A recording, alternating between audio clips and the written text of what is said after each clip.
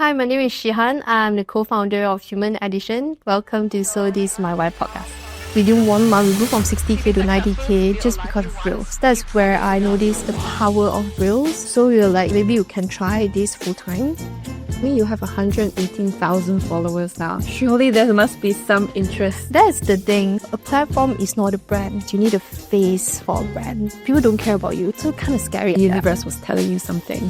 Hey, Simis, welcome to So This Is My Wife podcast, where we explore the inspiring stories behind extraordinary people and how they have the guts to pursue their passion. Today, we are meeting Shihan, the co-founder of Humanizing, a storytelling platform that's been making huge waves across Malaysia. Her story is one of transformation and discovery.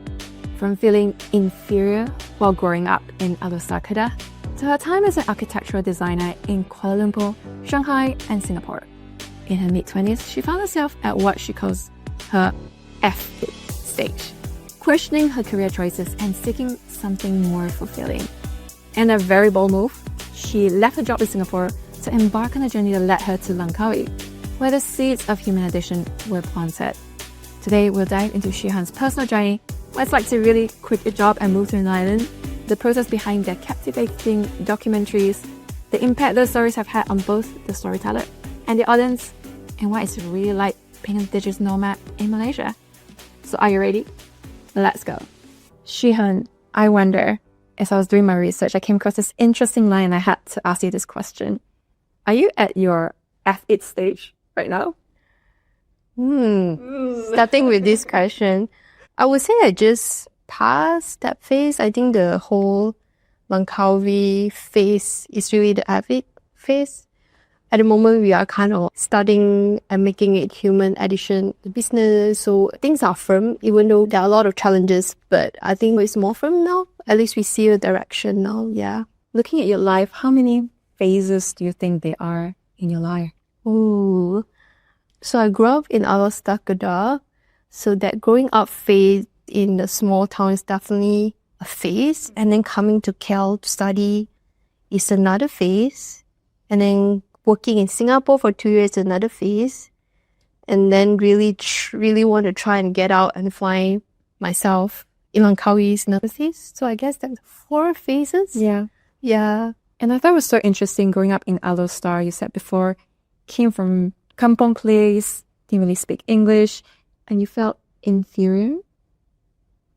Inferior. Wow. You read about it. So I feel like I didn't get a lot of exposure or don't know what the world is going on, especially when the media you see is all about the city and then back then when everything, the internet, everything is not so advanced, you feel like you don't know what's happening out there and you don't know whether you are good enough for that. And that feelings makes me very scared.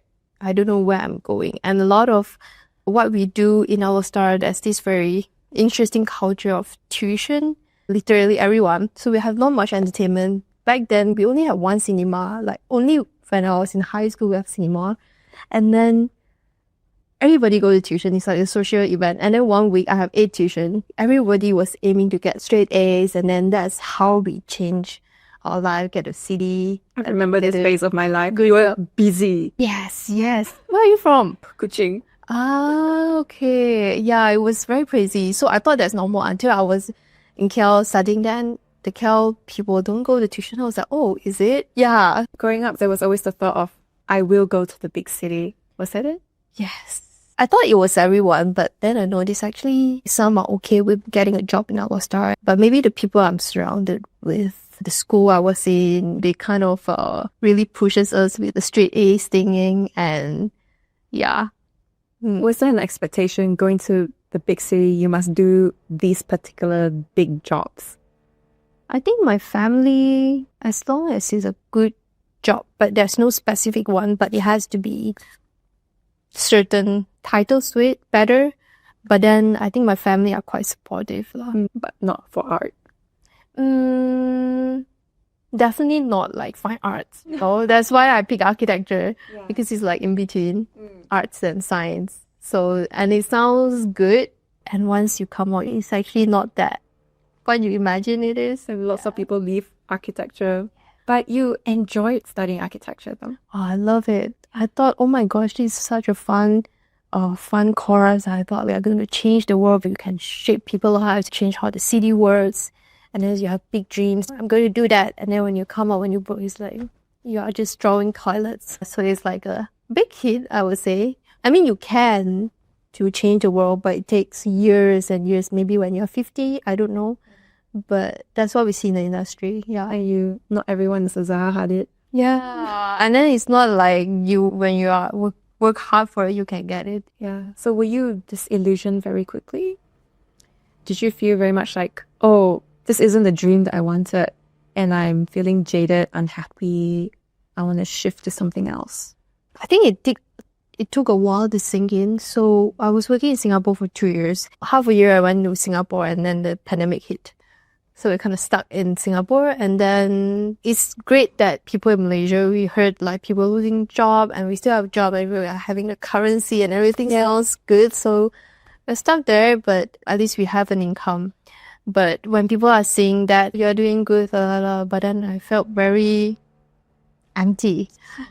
It was a very lost period. Like you don't even know why you feel empty. So that's even scarier. If you know why and you look for that, maybe you can get out of it. But the feelings of not knowing what is wrong is scary during that period. So I would say I don't know. I know I wasn't happy, but I don't know why. Would you say the feeling of feeling lost is why you went from KL to Shanghai to Singapore and you were always at each place for a couple months before you left very quickly? I think that period of traveling is still not lost. That was beginning, like just graduated and then interned in Shanghai because so me and partner, we love travel so much. And then also in Shanghai, we are exposed to so many things. And then you notice the world is so big. And then when we're working in Singapore, it's like you only have 14 days leave. And the fact that we're not from Singapore and then we need to go back to see our parents and how many leaves are you left with to travel the world is kind of very sad for me, for someone who really want to be a nomad. So need to figure out. So my goal was to figure out how to have a lifestyle that can really fit what we want as well as to sustain. So that has always been a goal. So why did you think at the time, I'll just do a master's at Tongji University? That doesn't seem to give you freedom. Wow, you know every details. So I think a lot of decisions, especially for people our age, a lot of decision is revolve around the money part.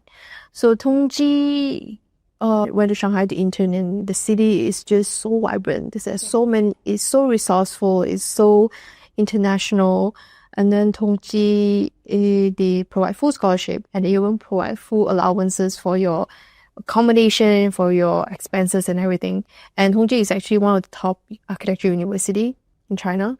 And so that seems like a perfect choice. To go to master to study is, for a lot of architecture students, is when they are lost, they just go to study, to explore these 2 years. Buy myself something. Yeah, so you can do whatever you want.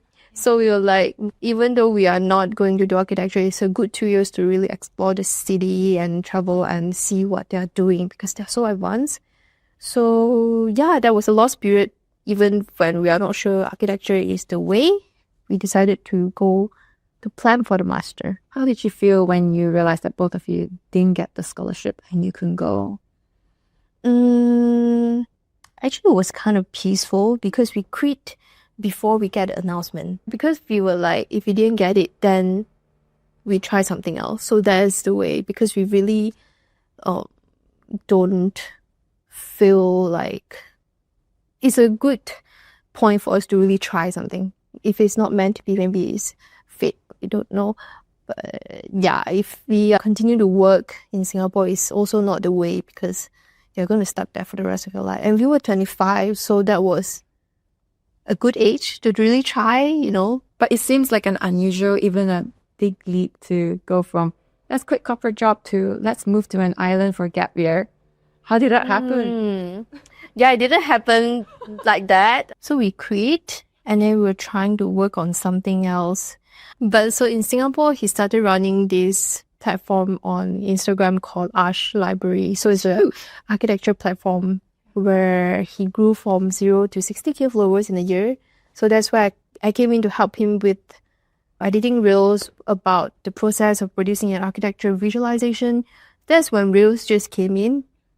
So I started helping him, and then just within 1 month, we grew from 60K to 90K just because of Reels. That's where I noticed the power of Reels. So that's where we got our knowledge from social media. So we were like, if we didn't get the master, maybe you can try this full time. We were collaborating with artists around the world where we're selling digital products, and we have a very nice web page and all. But it wasn't very sustainable, and You have 118,000 followers now. Surely there must be some interest. that's the thing. A platform is not a brand. So people follow you because they want values. So that's where we notice you need a face for a brand. You need a voice because you're sharing someone else's work. So people don't care about you. So whenever we share something or we're selling this very amazing product from the artist, actually nobody really cares. So that's what we learn from that. And then for me, personally, I don't like to really just stay in my room and work all day because that's very digital work where you just sit on your computer all day. So I really crave for the real human interaction and travel and things. So I didn't really enjoy the working process. And then one of our friends, Sue, invited us to Langkawi, where they were telling us there's the art residency in Langkawi. You can come just have fun for a few weeks, just enjoy Langkawi. So the art residency is in Bonton Resort. So there were 4 of us, me, my partner Jie, and another 2 architects. So we went there and we were supposed to build something. And then after that was a 3 weeks of fun and building things. And then after that, we went back. But then the owner asked me back to become a creative manager. So that's where we invite artists and architects from KL or Penang there to build something on, figure out what can we do with the resort. That's where I invited Pamela and Anis and Willem, Dreaming about what you could do. Yeah, so that's the very magical 6 weeks. It was only a 6-week contract in Langkawi. And of all these people I met and the places that I explored in Langkawi, I was like, oh my gosh, this Langkawi is so different from how it's portrayed on Google anywhere. So when we were there, like 4 of us, we were trying to look for places to eat and we Google what to eat. But then it's always the same place, and some of it maybe are not that good because it's touristy. So when we found some really good spot to eat, then we were like, this island feels like there's so much more because those very local food, you really couldn't Google, but it's so good. It's packed with locals, and those are the places that I'm still trying to gatekeep. I have been sending your stuff to friends, we should go. And then we started to meet very interesting people, starting from Bontom. When people like artists, architects visit, then I'll bring them to all these places, and they were like, wow. So I was like, it's not just me, because sometimes my taste is a bit weird. But then I got some assurance from all these people. They're like, oh my gosh, this is so cool. I never know about that. So I was like, oh, it's actually every city people felt that way about these stories. And I was like, okay. Yeah, I still remember Pamela was telling me that, hey, you should start an, Airbnb tour, that kind of very local tour. And I was like, oh, okay, that's a very good idea. But yeah, so Langkawi was very magical to me in a way that 6 weeks. So every day, so there's this saying that if Langkawi likes you, she'll use every way for me to stay. And if you have that intention of just want to start something and get money, she'll make sure that your business won't do well. That's the saying. Yeah, so there's a lot of legends in Langkawi, like Legend of Masuri. Yeah. What are things like? The Legend of Masuri is, I don't know whether I summarize it nicely, but it's about this very pretty girl, in the 14th century. So she married these brothers, but then she got accused of having adultery, but actually she didn't. So they kind of killed her. But she was like, if I am naive, how do you say? I really didn't do that. But if you kill me, the 7th generation of Langkawi, Langkawi will have disasters, you'll be very bad, the economy and everything. So it really did have, after she died, they killed her and her blood was come out white. And then of the whole 7 generation, there are floods, there are fires, wars with the Siam and everything. So it was only in the 90s, I think, I'm not sure, but that's why they say the 90s when Mahathir built the airport. That's just ended the 7th generation of the curse. So it's very magical. And so the magical part for me was when I was there, where every day when I have a thought, for example, I have a thought of, oh, actually Langkawi is not bad to move here. There's so many opportunities. And that afternoon or the next day, there'll be someone, I never tell them anything, but there'll be someone who come and tell me, there's this place who is renting out their space and this very cheap, blah, blah, blah, blah. And maybe I have a thought of, maybe I should write a book on Langkawi. Then the next day there'll be someone, I didn't tell them anything, and they'll be like, oh, there's this grant about book, you should apply, things like that.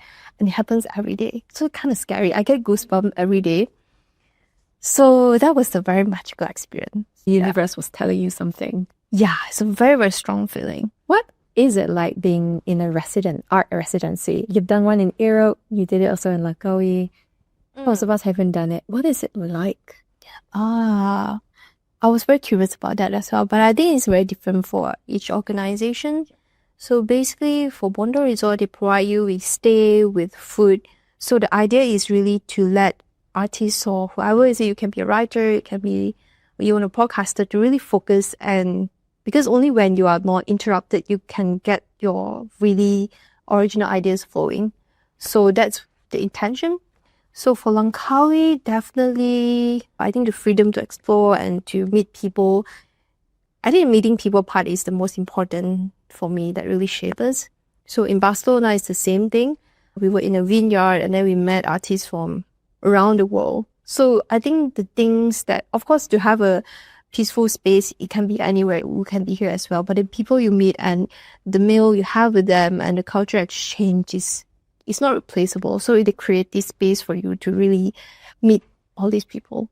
You said before, when you moved to Langkawi in November 2022, it was the best decision of your life. Yeah. Why do you say that?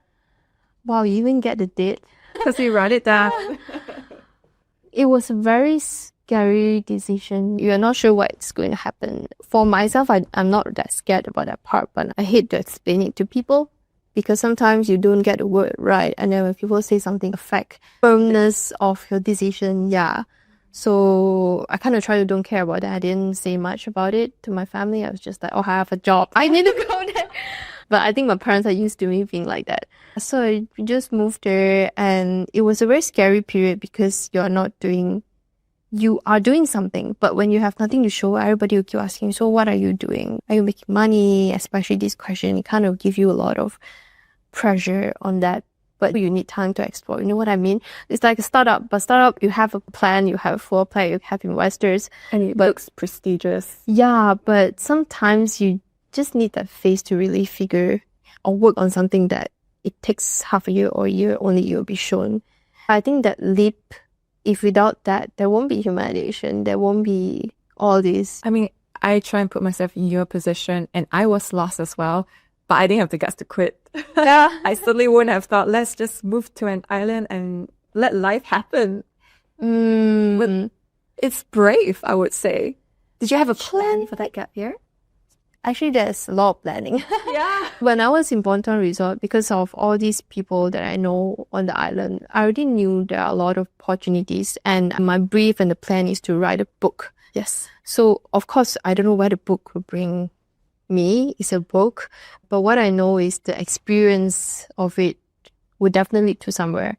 Let's say it doesn't happen, the book or the human edition, but the initiative of really wanting to do this, whether I have a draft for a book, I think that skill is very important. For example, recently we have been starting to hire, and actually when I look at resume and stuff, I look for initiatives. Yes. So I know that as employers, I think people look for initiative. You don't need proactive everything. Yes, yeah. That is important, not the final products. So I was like, if not, I'll just go back to work, because we have savings for the master from Singapore, and the expenses and living in Langkawi and all that is not even a fraction of the one to go to China. What is the expense like living in Langkawi? So now we're renting a house for like 800 ringgit. Wow. And you can eat like nasi lemak or like nasi campur. I wouldn't say the nasi that is super cheap. Maybe it's like 10, 12, you get a lot of loud, but So 1,005 for expenses in a month. yeah, around there. It's really good. And the plan is when I reach out to people, like, can I interview you for the books? And people are like, when you say a book, people are like, yeah, sure. And then they pour out their life story to you. I even email like hotels and everything. They're like, yeah, sure. They'll bring you a tour. So it's a very good excuse, you know. If you don't have that, Who are you? What? yeah. I agree. So actually the first few we started with friends and all, and then we try to compile. So I try to compile it in a nice chapters. Only we have something to show, so we reach out to more and more people. Then they are more willing to come out with you to share their stories. One of those people who shared your story before and who you mentioned inspired you to also move to Langkawi was William Kung, the ghetto playground. How did he inspire you? Oh, Willem. I think, yeah, a lot of them. So Willem was the same batch who came with like Pamela and Annie. So all of us, we went to explore around and they were like, just do it. There's nothing to lose. And you don't need a very solid plan to do it. I think even just simple words from them, especially when you're very lost, all the very simple words mean so much. There was something interesting I thought you used to describe the people there. You said they were just fully living their lives in the present.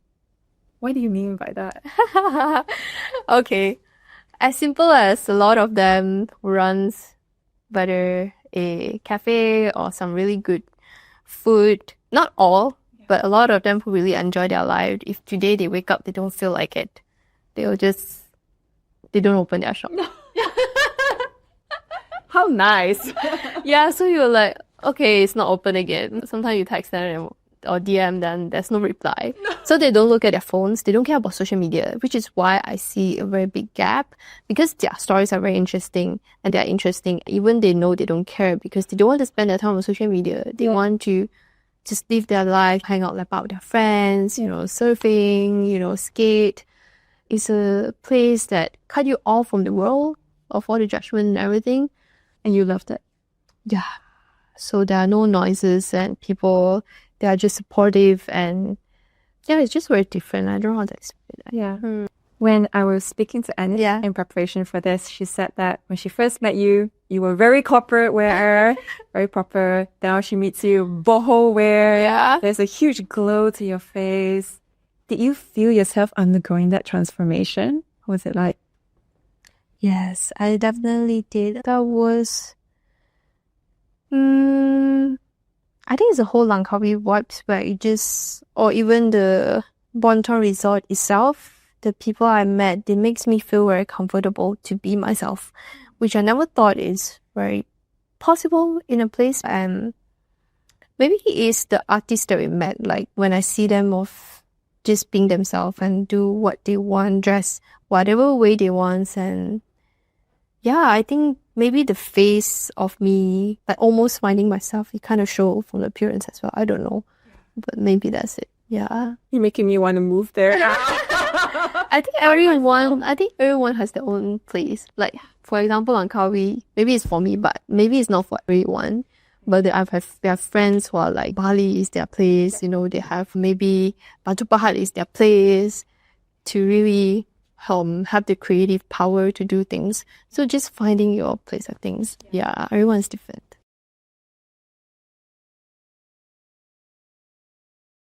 So you moved there to do a book, but the book wasn't the first thing you produced. Or in terms of producing, have a actual product. Yeah, so actually, so Human Edition, the first video started, is almost after a year, not a year. Yeah, a year of me first touch ground on Langkawi, starting from the residency. So it was a whole year of experience in Langkawi. And then the book, I've been working on the book, and the goal is to just get the book out first.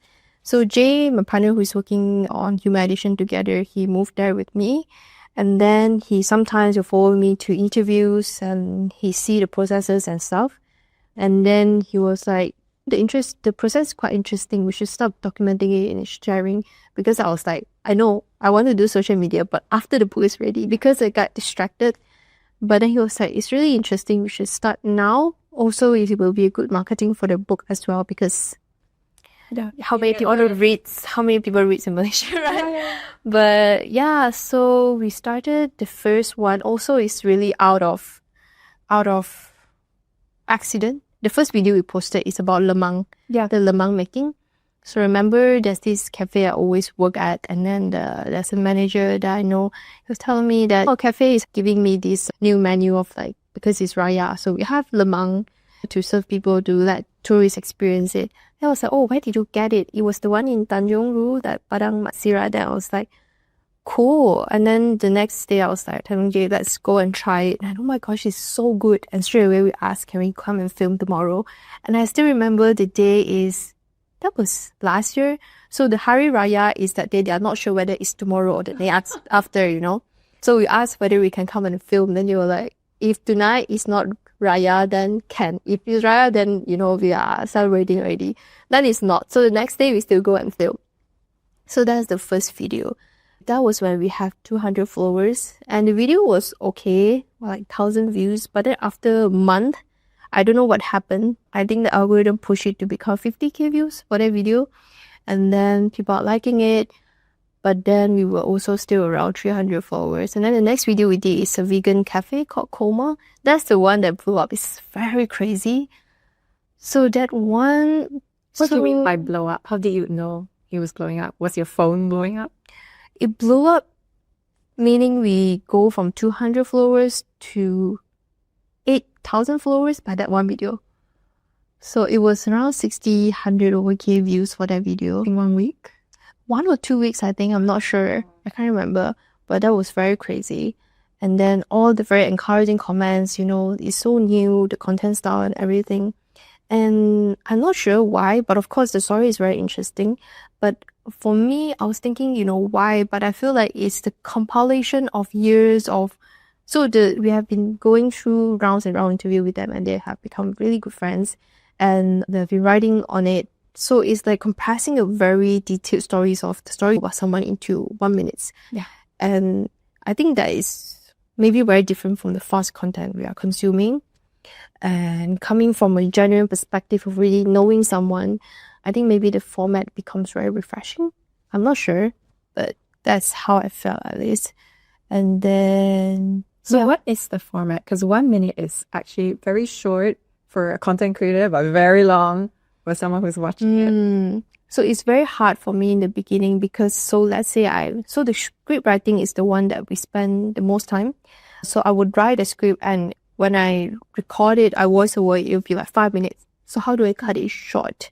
And people's attention span is only so much. That time is 6 seconds. Their attention span, now it's become 2 seconds. It's crazy. It's getting worse and worse. So how do you get people's attention from that first few seconds? And then what is the message you want to deliver? And how do you balance that? So make the promise at the start and then deliver. Yeah, so the hook at the front, and then only makes people think it's interesting, continue watching, and then only you talk about the things I want to talk about, or the things that... the story that I really want to tell. So it's the balance of it that is really hard. So, yeah. What makes a good hook? A line that will reach everybody, regardless of their age and their backgrounds. What's the hook you're most proud of coming up with? Oh, I say that again and again. But I think it's the Pamela story. That one really blew up. Yeah, so that one also... Because I love arts. And then the reason we study human addition is, for example, a lot of people don't know what we are doing with art residency, and a lot of my friends also, they are not really into arts, and like my mom, they don't know what arts is, like, can you eat it? But how do you make them understand? Because arts actually plays a very important role in the society. It kind of affects a lot of things that we don't see. It's not directly, but that's an effect. So the brief is, how do we tell arts to everybody and make them care? So for Pamela, of course, the works, we love her work and we know they're influential and everything, but then still, how do we reach it to everybody? So after we went to the studio and talked to her, so normally we don't conduct very formal interviews. It's always just have meal with them, visit a studio. It's where they will come up with the stories that they never talk about, just make them feel comfortable. And then Pamela told us that she actually didn't do well in the uni and she had a very bad time, but she didn't give up and continue on that. And I was like, wow, that's a very great story that everybody can relate to. So the lines start with, this Pamela, she almost failed to study university and now her works are being showcased. Oh, I can memorize already. Yeah. Wow. You worked on it a long time. Yeah, it's a lot of voiceover, like rounds and rounds. Yeah, and now her works are being showcased in like Beijing, Korea, things like that. Then all the comments are like, In Paris. yeah, and then all the comments are like, oh my gosh, that's why I don't listen to what people say. Even when you fail, you can get out of it. Things like that. And then also like she has so many amazing projects, but so we chose to highlight on the Pasar Seni one. Yes, I know a lot of people pass by there.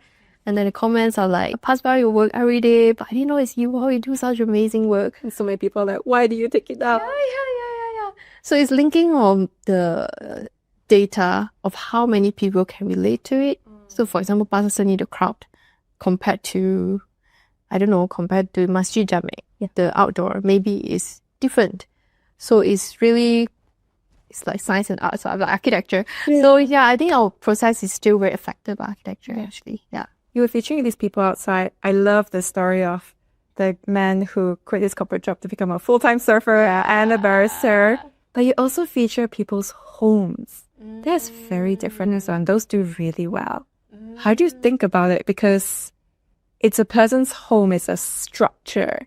How do you make that an interesting story? Because a human staying in it. Yeah. So it's always still human. Hence Human Edition. Yeah. So the name actually come up way before Langkawi. So that's why it's always something I wanted to do. And I know for me, for someone who always change their hobbies, what are the things that I won't get bored of? So it's human, because human is everything. It's already designed, the height of the table, the clothes you're wearing, the width and everything, the house you stay in, everything is human. So I think houses is still traced back to our love for architecture as well.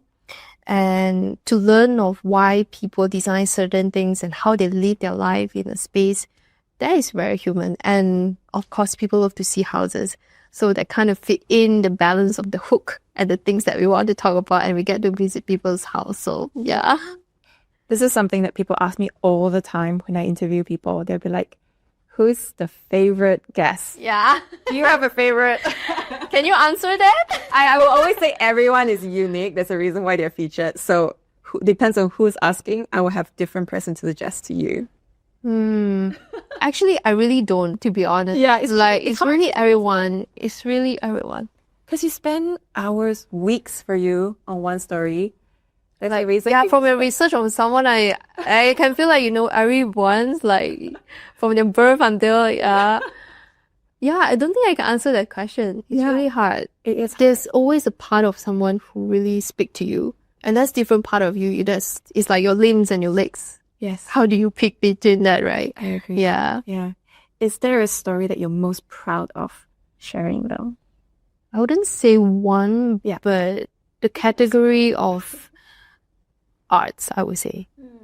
Because it's not that popular in Malaysia. Yeah, and to make it popular, it's kind of hard for us who have been telling stories, you really need to, it's the one we spend the most time with. How do you make people care is very hard. Yeah. When did you realize your stories were making an actual impact? To be honest, I really don't know. Because we were in Langkawi. So Langkawi is like kind of everyone knows everyone. So like a lot of people already know them. But sometimes when we post content that blew up, they were like, wow, good job. That video is nice. But we didn't know each other. So it's like compliment and encouragement. Yeah. But when we come to KL, when people recognize it sometimes on street or some events, and so that kind of hit because they are strangers. And you don't know actually, because when you look at numbers, you don't know like... Yeah, it doesn't, it's just number. Like you say only 1,000 views. Yeah. Think about 1,000 people. Yeah. So that kind of hit. And when they really tell you like, it really affect of how they think and things like that. And I think it's the emails that I receive. Sometimes there was a time in the beginning stage. Diary entries. Like DM and diary entry not so much, but there's someone who really dig out my emails and email me on how that has been really encouraging to her, things like that. And she's going to try, she just quit her job and she's going to trying to have solo travel, things like that. So I think especially emails, who would like dig out email and really tie an email for you? DMs, there are a lot, but of course there are a lot of very encouraging DMs. But that is when we realize, oh, actually, even just that one person, you feel like, wow, it kind of hits. And you will think back to yourself, like, how often do I comment, reply to people, even though I feel inspired? So like maybe there are more people who are inspired and they don't talk about it. So yeah. At what point did you think, let's try and make this my full-time thing? I think maybe after the first few videos that blew up, it was always on our mind. It's just how we do that, because I wouldn't say it's easy, but we are kind of loving the lifestyle we have. And we, of course, see the potential in it, because social media is a very good marketing tool as well. And how can we help businesses with it when the competition is so high now?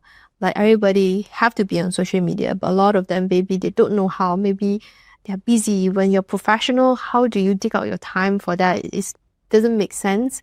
So we know it can. It's just how do we do that? So what is that way? Because that's the big struggle for most people here, right? I have this passion, it's probably in the arts, but it's not making any money, so I'm stuck in this job. How did you figure it out?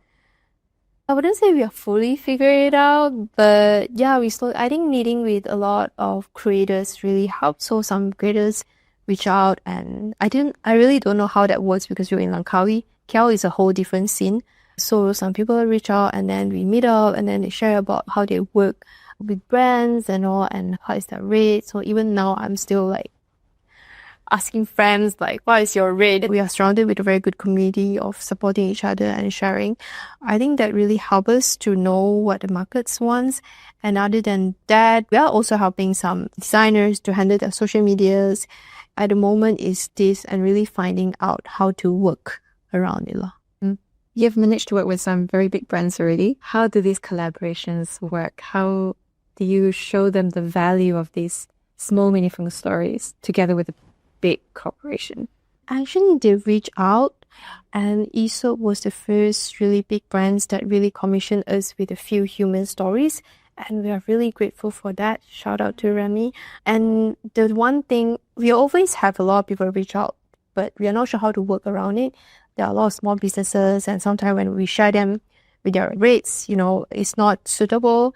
And so for Aesop, they give us the full freedom to source for stories. That is one thing that is the most important to us, because we know what is the hook is, and we know how to fit in the values. But if you set a certain rules for us, it's very hard for us, because there are already so much we need to make sure the views, and we need to make sure the story flow. So Aesop, when they give us this freedom, because we were promoting for the Women's Library, and so the brief we have is just any stories about books. So when we have that freedom, it's very fun. It's still challenging for us, but it's much more easier for us, and we know where to source good story. And they're literally stories on the shelves. Yeah. There's so many. The list is so long, and that's why it turns out really well, because we have the trust from the brand. So that's very important. And for Maxis as well, I think they're also willing to try out the ways we want. And for human stories, we also propose things that fit to our values and theirs as well. So yeah, to have that trust for us is very, very important, and how to make the content work. Yeah. You once said when you go to a new place, you can tell if it's social media viral or local viral. What does that mean? How do you tell? Oh, wow. It's just a feeling. Sorry, Wow. come again. Social media viral and Local viral. Ah, okay. I was like, wow, this is a big secret. I think it's the people, like who is there enjoying that thing. So what's the difference? So local is just only the locals are interested. Social media is a global interest? Yeah, like tourist interest. Okay. Yeah. You can just tell, like, if they're tourist looking people and they're enjoying it. It's the proportion. Maybe when some place is touristy and also locally good, the proportion of local is always more. I don't know. Maybe that's not the only factor. I don't know how to tell, actually. I mean, I don't know how to explain, but I just can tell. Yeah. Oh my gosh. Yeah, I think it's a proportion of the local to the tourist. How do you know when you walk into a place? You can tell from their face whether they're locals. Yeah. Like, but how do you know it will go viral though? Or you mean before it go viral that it will go viral? Yeah, I imagine from your statement, you're saying when I go to a new place, I can tell this will do well on social media. Is that what you're saying? Yes. Maybe not a statement, but I do agree with this statement. I think a lot of things still tie back to data. Like, have anybody done that before? Okay. And is this content new on social media, the whole social media, in the Malaysia scene or international scene? Is anyone doing that? So if the answer is no, that means the chances are higher? Yes. And of course, it has to be interesting, but everybody knows something is interesting. So what is interesting enough to be viral then? For example, this is just not very strict rules. How does the space looks? So when a space is nicely done, I'm not saying that it has to be polished, but a space is nicely done when someone has put into their heart to do it. For example, the Surfer Shack, it doesn't have to be a polished place. And what do they do? What is their plot twist in their life? And can that story be linked to everybody? Can that switch something in someone to remind them of something? So yeah, I think it's the emotional part. Yeah. What is a story that you wish people knew more about in terms of what you're doing? Story people, maybe it's our back end work. Yeah, we haven't talked about Jie now. Like, he definitely does a lot of cinematography. Yeah, so I think it's the process of filming and how people expect we work. So on social media, a lot of people ask us, where are you traveling next? Actually, most of the time we are just back home, and then it's boring. It's boring actually. If not filming, we normally just stay home. So the process is we will source for good stories, and then the coordination part, and then sometimes, let's say houses, it takes months or years to be built, and we'll start recording it, and then keep asking again, when can we come again to document the process. So it's rounds and rounds of travel. Not all of them, but some stories that we think is really interesting. So Jay will be the one who is on site filming. And then for my part, it's a lot of script writing and really knowing people's stories and directing the whole thing of what to be shot and all. So it's a very chaotic process actually. And I don't think this process, which is why the human reels is still have to be me and Jay, because of the chemistry and what he knows that I want to talk about, and things that I will miss out and stuff like that. Yeah. So it's the processes that is kind of chaotic, and it has to be chaotic because if it's set, so at the moment we don't write any script before filming. So it's filling the place and really talk to them to know what to be filmed. That's why it takes you weeks for one film. Actually, now we are trying to do 1 day of filming. Okay. That's like the preparation and the script writing takes very long time, and the coordination part. So yeah, so it has to be chaotic as well. It will be fights on the side. No, just kidding. But yeah, it has to be that way to really have the best creative output. You were probably the embodiment, you and Jay, of pursuing your passion as work. Is it worth it? Should people pursue their passion? Definitely. I think passion is, as cringe as it sounds, but passion is something that makes you stand out from from everyone else. Because no matter what happened, you still want it, and you want it badly. And that drive can keep you going for very long compared to something that you're good at or you're not passionate about. So that drive is something that you really should follow, because that's a very big strength and advantage and benefits that nobody has except you. Yeah. And what's next for you guys? Oh, just be sustainable and continue to post more videos, to cover more stories. Yeah. I think we are trying to be faster and to produce faster so we can cover more stories, because there are so many in Malaysia alone. Yes. Do you have a hit list of stories? I have a hit list of people I want to interview. Too many. And we try not to keep in one category. We want the grassroots, we want the recognizable people, but basically all people from all ages and all faiths and everything. So we don't want to be inclusive to just one category. So that makes the list even wider. Yeah. How can listeners help you? Wow. comments, positive comments. And follow. And follow. Yeah, that's one thing I noticed as well. Like in the beginning, I'm not sure why. So because we are telling stories of people, so sometimes people treat us like a platform. We actually help the story we cover, the people we cover grow from 1,000 followers to 8,000 followers with one video. When that happened, all the followers go there and they don't follow us. And because even so, the views, even when it's very high, we don't get as much followers. It's not that we care about numbers, but when you come to business, when you come to pitching for project to really help you sustain, you kind of need that. So that's very important. So to follow us, if you like it, because the like is a lot sometimes and the view is a lot, but I don't understand. I don't get why people don't follow, but sometimes I do that as well. But yeah, I think so like that. It's eternal attention as well, right? You always say, oh, vanity metrics don't matter, they're vanity.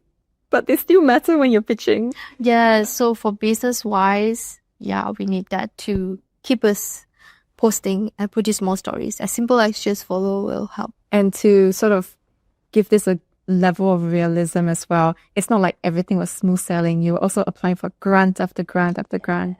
And it was just rejection after rejection. Why are you doing Langkawi? It's too touristy. What kept you going? Wow. It's a drive. And a magical aspect.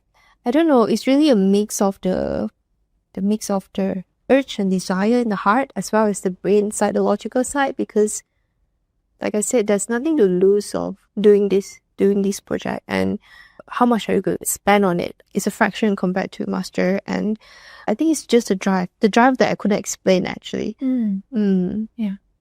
And for those listening who want to pursue their passion, what's your one advice for them? Just do it. Yeah, I cringe at it sound, but one really good thing is if you are scared of giving up job or whatever, you don't have to do that. Just work on the passion project on the weekends. Of course, just say no to outings, and that's what we did in Singapore. Actually, like we started the whole page. We're working on weekends after work. That's the only way, and you have nothing to lose. That few years of outings, right? You have so many more years to enjoy. So yeah, start a side project and yeah, keep the passion burning. Yeah. Shihan, it's been such a pleasure to have had you on. It's a pleasure too. I always end with the same questions. So the first is this. Do you feel like you found your why? Yes, I think I found my why. It's not any easier, challenges after challenges, but I think to have the direction, at least it's not as scary anymore. I think the loss, don't know what to do is kind of scary, but when we are at the phase that we know what to do, it's just figuring out how to make it work. Do you remember that moment where you've stopped feeling lost? I think it's really when Humanizing came about. And what kind of legacy do you want to leave behind?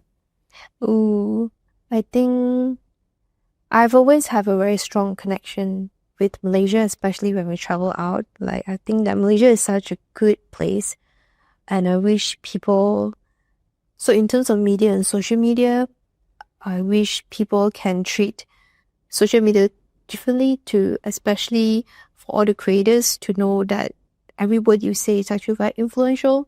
So I think for what we do, we are trying to show that we can be a good media. We can talk about good things while also having good engagement.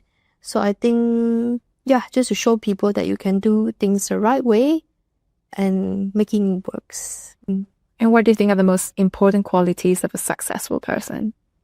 Important qualities. I would say to be ethical and to make sure you are happy. I think, yeah, happiness is something that I always really care about. Of course, financial stability can make you happy, or a good relationship or a good job. But does that really make you happy? To keep asking yourself that question. So what makes you happy then? What makes me happy? To continue making more human stories. Yeah. Yeah. If everything worked out as you exactly dreamt of, what does that look like? To continue cover human stories while having a lot of personal time to do what I want to do and spend time with families, and to not work whenever I want. Yeah, the freedom. Yes, freedom. Yes, just the word freedom. Yeah. And where can people go to find out what you're doing, support you?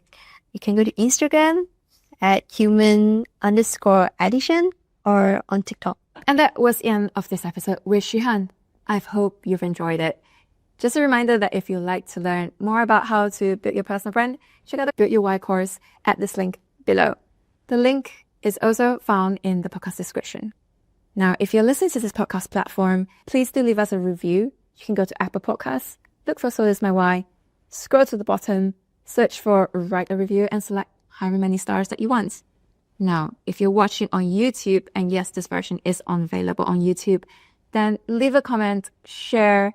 I'd love to know how this is impacting you, what kind of stories that you want to hear in the future.